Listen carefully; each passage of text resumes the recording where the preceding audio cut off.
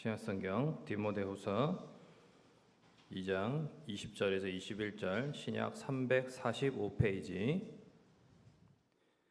디모데후서 2장 20절에서 21절 말씀을 같이 읽겠습니다. 큰 집에는 금 그릇과 은 그릇뿐 아니라 나무 그릇과 질 그릇도 있어 귀하게 쓰는 것도 있고 천하게 쓰는 것도 있나니 그러므로 누구든지 이런 것에서 자기를 깨끗하게 하면 귀히 쓰는 그릇이 되어 거룩하고 주인의 쓰심에 합당하며 모든 선한 일에 준비함이 되리라. 아멘. 금수저, 흙수저 이런 말 들어보셨을 것입니다. 세상에서는 사람의 인생을 이제 수저에 비교하는 그런 말을 하기도 합니다. 사실 그거는 좀 사람이 만든 수저에 인생을 비교한다는 것이 좀 어리석은 그런 것을 느끼게 되는데, 이제 오늘 본문은 인생을 하나님께서 그릇에 비유하신 이야기입니다. 하나님의 말씀에 우리의 인생을 그릇에 비유해서 이렇게 말씀을 하셨는데, 금그릇, 은그릇, 나무그릇, 또 질그릇 이런 다양한 종류가 있습니다. 세상의 이제 관점에서 보면은 금그릇이 가장 귀하겠죠. 그리고 이제 질그릇이 가장 보잘것이 없습니다. 그런데 과연 하나님께서도 이제 그렇게 보시느냐라는 거죠. 하나님의 관점에서는 사실은 금그릇이냐, 이제 질그릇이냐 이런 것이 중요한 것이 아니라 오늘 읽은 말씀에도 분명히 21절에 나와 있지만은 깨끗한 그릇, 그래서 성별되는 그릇이 하나님의 선한 일에 쓰임을 받는다는 것입니다. 성경에는 다양하게 쓰임 받은 그릇들이 나오죠. 구약 성경의 포로 시대만 해도 에스겔과 다니엘 이제 둘 다 바벨론 제국에 이제 끌려갔던 전쟁 포로의 삶을 살았습니다. 그런데 전혀 다른 삶을 삽니다. 에스겔은 이제 그발강가에서 그 전쟁 포로로서 아주 가장 힘들고 어려운 그러한 밑바닥 인생을 그 포로들과 같이 이제 살았습니다. 그러나 다니엘은 다르죠. 다니엘은 엘리트로 뽑혀서 세 친구와 함께 왕궁에서 살다가 나중에 다니엘은 이제 제국의 총리가 됩니다. 사실 세상의 기준으로 보면 전혀 다른 아주 그러니까 다니엘은 금그릇이라고 하면은 에스겔은 질그릇과 같은 삶을 산 것이죠. 그러나 하나님의 관점에서는 다니엘이든 에스겔이든 하나님의 선한 일에 쓰임을 받은 귀한 그릇들이었습니다. 신약에서도 이런 예를 찾아볼 수 있는데 사도행전 초반에 나타나는 베드로와 스데반을 비교해서도 그렇게 볼 수 있겠죠. 만일 베드로가 성공하고 또 유능한 그릇으로 또 스데반은 그 반대로 실패한 어떤 무능한 그릇으로 이렇게 본다면 그것은 세상의 관점이라는 것입니다. 우리가 2차 전도여행의 시작을 앞두고 바울과 바나바가 다툰 내용을 저번에 살펴봤는데요. 심히 다투고 갈라선 이후에 사실 그 이후에 바나바는 이제 등장하지 않지 않습니까? 그러면 이제 사도행전에 사도 바울이 주인공으로서 이렇게 아주 드러나는 것 같고, 그러면 바울이 주연이고 바나바는 조연이었느냐라는 거죠. 우리가 이제 영화를 보면 주연이 있습니다. 주연 아주 많은 활약을 하고 그리고 빛나는 역할을 합니다. 근데 그 주연을 빛나게 하기 위해서 조연들이 많이, 엑스트라도 많이 등장을 합니다. 그러한 이제 어떤 훌륭한 조연으로서 바나바가 사용된 것만으로도 영광이라고 봐도 되겠습니까? 그러면 하나님 앞에서 바울 같은 주연이 있고 바나바 같은 조연이 있느냐? 그게 과연 하나님의 관점일까요? 어떤 사람이 주연이고 그러면 어떤 사람이 그에 못 미치는 조연으로 만족하며 살아야겠습니까? 그러니까 이런 생각이 과연 세상과 다를 것이 무엇이냐라는 것입니다. 성경이 언제 바울을 사도행전에 주연이라고 또 바나바는 조연이라고 한 적이 없습니다. 바울처럼 많이 등장하고 부각되면은 하나님 나라의 주연이고 바나바처럼 잠시 등장했다가 사라지면은 조연일까요? 지금 우리 모두가 그러면 주연이라는 말씀을 하시는 것입니까? 그렇지는 않습니다. 우리 모두가 주연이라는 말을 하고 싶은 것도 아닙니다. 분명한 것은 사도행전의 주연은 성령님이십니다. 그래서 사도행전이라고 부르기보다는 사도들을 통해 일하신 성령님의 성령행전이다 이렇게 불리기도 합니다. 바울과 바나바 둘 다 복음의 통로였습니다. 그들이 근원이 아니고 통로였고 도구였습니다. 바울이 어떤 그 많은 대중들을 위해서 이방인들을 많이 구원하는 그러한 역할, 또 교회를 많이 세우는 그러한 귀한 역할로 부르심을 받았다면 바나바는 좀 다릅니다. 바나바는 주님께서 맡기신 한 사람 한 사람을 바로 세우는 그러한 부르심을 받았다고 볼 수 있습니다. 그래서 그 바나바가 세운 그 한 사람이 바로 사도 바울이었습니다.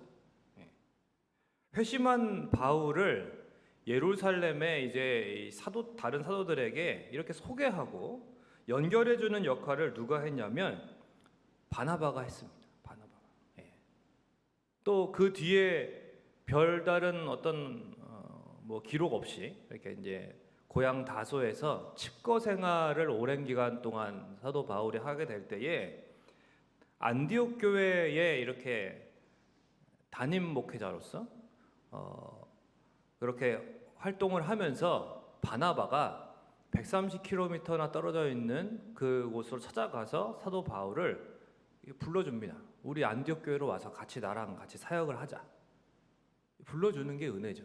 그래서 그렇게 바울을 본격적으로 목회자로서의 활동을 할 수 있도록 이렇게 기회를 준 사람이 바나바입니다. 그러니까 바나바는 사도 바울에게 잊지 못할 은인인 것입니다. 그러니까 바울이 바울 될 수 있었던 것은 물론 하나님의 은혜지만 하나님께서 바나바를 통해서 바울을 그렇게 잘 세워주신 것이고 사도 바울 한 사람을 세우기 위해서 사실 바나바가 많은 수고와 섬김을 지속하면서 계속해서 기회를 주었기 때문에 바울이 있을 수 있었던 것입니다. 그렇다면 1차 여행 때, 1차 전도 여행 때 무단이탈을 했던 그 마가를 왜 바나바가 다시 데리고 가려고 했던 것인지 우리는 알 수 있는 것이죠. 그것은 바로 단지 사촌이었기 때문에 혈연 관계였기 때문에 마가를 데려가려고 했던 것이 아니라는 것입니다. 바나바는 한 사람 한 사람을 바로 세우는 그러한 부르심에 순종을 하기 위해서 마가를 불러 세웠던 것입니다. 그래서 한때 무책임했던 마가를 다시 섬기고 기회를 주고자 그렇게 불렀던 것입니다. 그래서 그 결과로 마가가 나중에 사도 베드로의 귀한 동역자가 돼서 사도 베드로가 이제 사역을 헬라 지역에서 사역을 할 때에 그 당시에 사도 베드로는 배운 것이 부족했기 때문에 이방인들에게 복음을 전할 때에 이 통역이 필요했습니다. 그래서 마가가 통역관 역할을 합니다. 그리고 나중에 베드로 전후서를 기록할 때에도 마가가 대피를 해서 적어줍니다. 뿐만 아니라 사도 바울의 말년에 지난번에도 잠깐 말씀을 드렸습니다마는 로마 감옥에 갇혀 있을 때에 정말 좀 마가를 불러다오 이렇게 이야기할 정도로 마가는 바울의 말년에 정말 의지하는 그러한 귀한 동역자였습니다. 뿐만 아니라 마가복음을 기록하는 그러한 성경의 저자가 되게 되는 것이죠. 그러니까 이러한 의미에서 바나바는 주님의 부르심에 순종해서 마가 한 사람을 끝까지 포기하지 않고 그리고 섬긴 그러한 귀한 사역을 감당했던 것입니다. 그러니까 그 사도행전 16장부터는 바나바가 등장하지 않는다 할지라도 바울 위주로 사역에 기록되어 있다 할지라도 바울이 주연이고 바나바는 조연이다 이런 것이 아니라 바울은 바울대로 하나님께 쓰임받는 귀한 일꾼이고 바나바는 바나바대로 또 한 사람 한 사람을 세우는 귀한 일꾼이라는 것이죠. 성경은 그렇게 바울과 바나바를 둘 다 주님의 귀한 제자로 우리에게 소개하고 있는 것입니다. 말씀을 맺겠습니다. 신학생 시절부터 지금까지 사역을 해오면서 많은 목회자분들을 이렇게 벤치마킹을 해보려고 노력을 했습니다. 정말 이름만 대면 알만한 그런 유명한 신학자분들 또 목회자분들 많이 계신데 그분들의 설교나 가르침이나 어떤 것들을 이렇게 벤치마킹을 계속 이렇게 해보려고 노력을 했습니다. 그런데 재밌는 것은 뭐냐면 어떤 한 사람을 5년 이상 이렇게 파잖아요. 그러면 그 사람의 연약한 점이 보입니다. 그 사람에 대해서 책을 한 사람에 대해서 10권만 읽어보면 이 사람의 한계가 뭔지가 보입니다. 그래서 느낀 것은 누구나 장단점이 있다라는 것을 보게 됩니다. 아주 탁월한 그렇게 유명한 분들도 그렇다는 것이죠.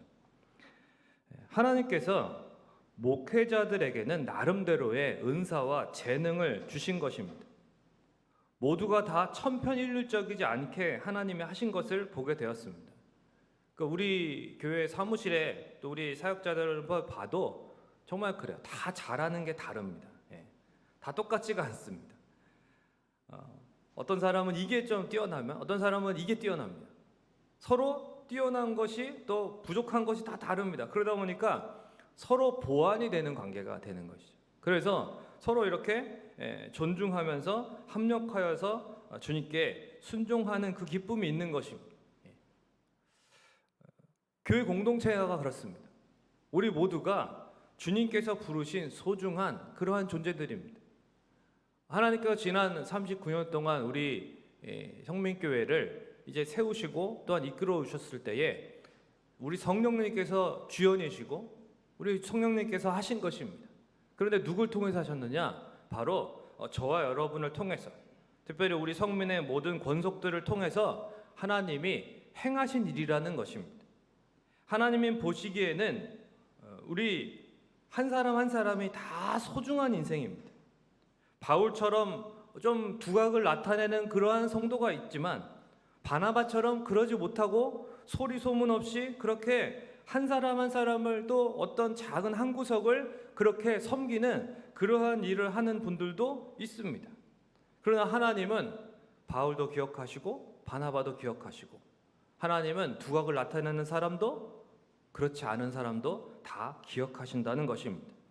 다니엘처럼 모두가 바라보는 자리에서 하나님을 드러내도 영광이 되지만 에스겔처럼 가장 밑바닥에서 그 고생하는 그 전쟁 포로의 그 동족들과 함께 그 자리에서 하나님을 전해도 하나님께서 영광을 받으신다는 것입니다.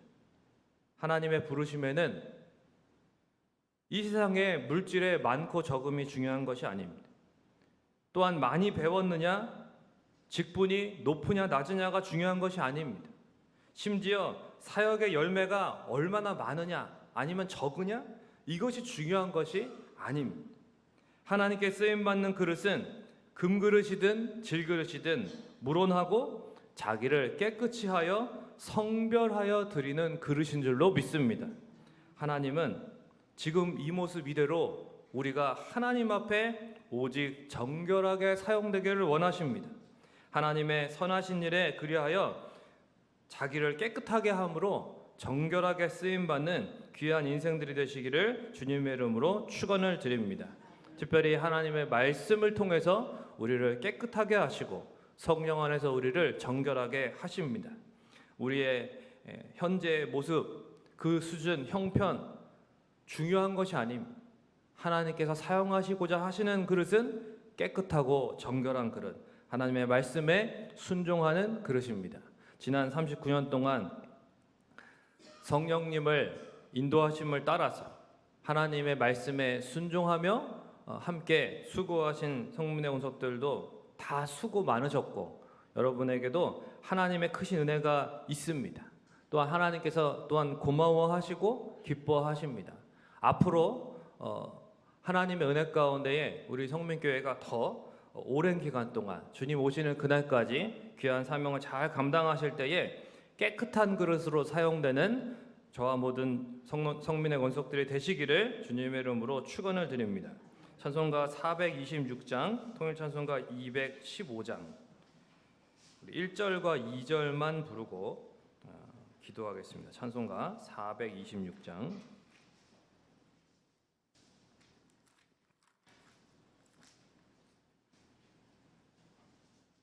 통일찬송가 215장입니다. 이제 이내 완전케 하시옵고 내 맘속에 영원히 거하소서. 죄 가운데 빠졌던 몸과 마음을 있는보다 더이게 하옵소서. 눈보다 더욱 희어지게 고시서서 정결케 하옵소서. 저 보좌에 앉으신 주 예수여, 이 몸 주께 드리니 받으소서.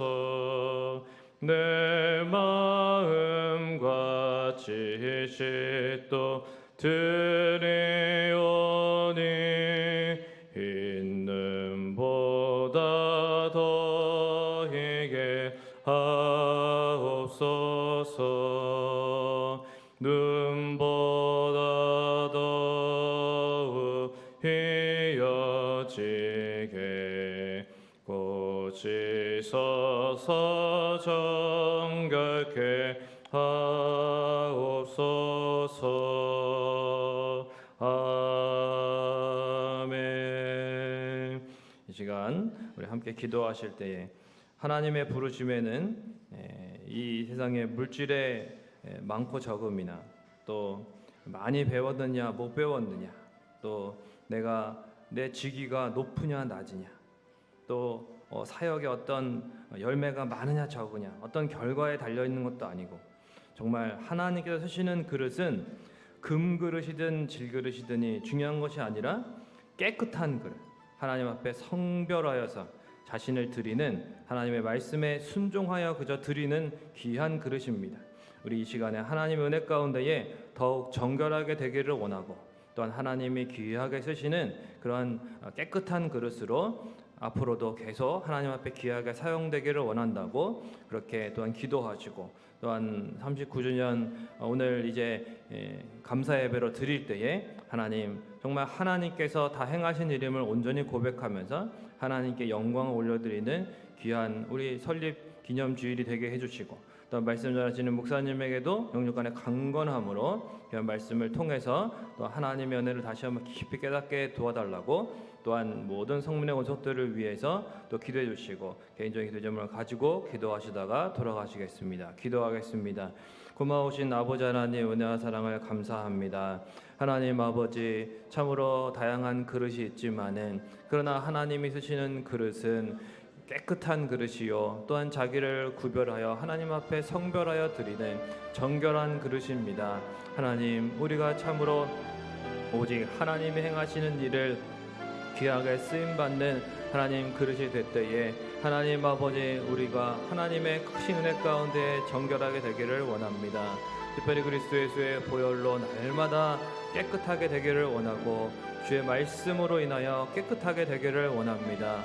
하나님 아버지, 오직 주께 순종하는 귀한 그릇 되게 하여 주셔서 하나님 아버지, 이제껏도 참으로 주님의 은혜 가운데 사용되었던 것처럼 앞으로도 하나님 아버지, 주님의 은혜 가운데에 귀하게 쓰임받는 그릇 되게 하여 주시옵소서. 우리가 하나님 아버지 깨끗하지 아니하면 자신을 돌아보고 하나님의 말씀에 비추어 날마다 순종하며 하나님 앞에 정결하게 되지 못한다면 하나님 아버지, 어떻게 주님의 귀하고 선하신 일을 하나님 아버지 참으로 감당할 수 있겠습니까?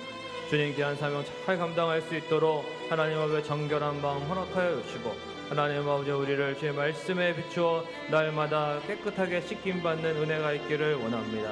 주님 함께하여 주시옵소서. 하나님, 우리가 참으로 세상의 눈으로 볼 때에는 참으로 보잘것없이 보일지라도 하나님, 우리를 불러주심을 감사드리고 우리를 하나님 사용하여 주심을 감사합니다. 그 은혜에 감사하여 하나님 앞에 날마다 자신을 정결하게 구별하여 드리며 하나님께 더욱 온전히 드리기를 원합니다. 하나님, 오늘도 설립 또한 39주년을 맞이하여서 하나님 앞에 온전히 영광 올리는 귀한 예배가 되게 하여 주시고 모든 것이 하나님이 행하신 일이요 하나님께 찬양과 경배를 드리며 하나님께 영광 돌리는 귀한 시간 되게 하여 주시고 하나님의 은혜에 감사하며 앞으로도 주님 앞에 모든 것을 맡기고 깨끗한 그릇으로 드려지기를 다짐하고 하나님 또한 순종을 다짐하는 귀한 하나님의 복된 주일이 되게 하여 주시고 하나님의 말씀을 통해서 목사님 전하실 때 하나님 놀라운 은혜의 역사가 일어나게 하시고 하나님, 우리 성민의 모든 권속들이 다시 한번 설립기한 주일을 맞이하여서 하나님 앞에 새로워지게 하시고 하나님을 다시 한번 주 안에 하나가 되어 더욱 합력하여 주님의 귀한 일을 감당하여 나아가는 우리 성민교회 이 지역사회를 하나님 구원하며 하나님의 나라를 확장시키는 귀한 교회가 되게 하여 주시옵소서.